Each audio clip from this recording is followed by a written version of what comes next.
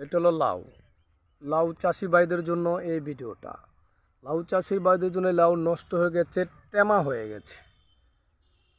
টেমা হয়ে গেছে এরকম ধরনের গাছগাছালি পচা এই এই এই গাছগাছালি সব ফেলে দিতে হবে। ঠিক আছে, কেটে ফেলে দিতে হবে। এই লাউ অনেক সুন্দর। ঠিক আছে, এরকম টেমা হয়েছে, নষ্ট হয়ে গেছে, এদিক দিয়ে দাগ উঠেছে। এরকম যেন দাগ না ওঠে, এরকম পোকা যেমন না খায়, সেজন্য আপনারা অধিক ফলন পাওয়ার জন্য আপনারা ফ্লোরা ব্যবহার করবেন।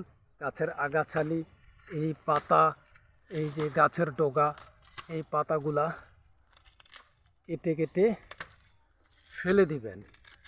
গাছের পাতাগুলা ফেলে দিবেন, তাহলে গাছ নষ্ট হবে না। এরকম পরিষ্কার করে দেবেন।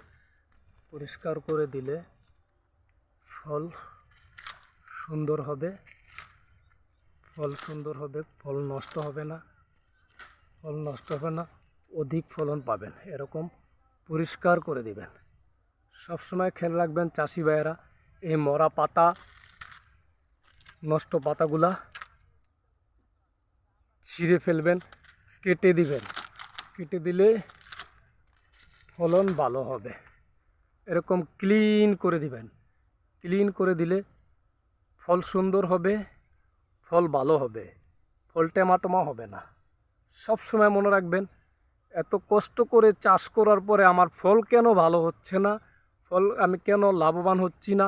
লাভবান হওয়ার জন্য গাছের আগাছা, গাছের মরা পাতাগুলা কেটে দিতে হবে। অবশ্যই গাছের মরা পাতাগুলো কেটে দিবেন। এরকম মরা পাতাগুলো কেটে দিলে পরিষ্কার হবে। পরিষ্কার হলে আপনার ফলন ভালো হবে, আপনার লাভবান হবেন। ফলন ভালো করার জন্য পরিষ্কারভাবে ক্লিন করে সুন্দর করে রাখবেন।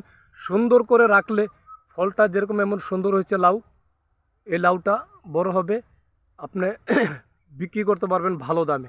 আর যদি নষ্ট হয়ে যায় তাহলে লাউটা কিভাবে আপনি বিক্রি করবেন?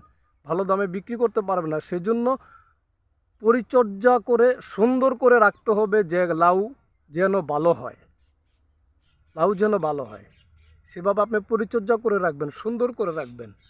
পরিষ্কার থাকলে এমনি ফলন বৃদ্ধি হবে, এমনি থেকে নিচ থেকে এই ফলন ভালো হবে।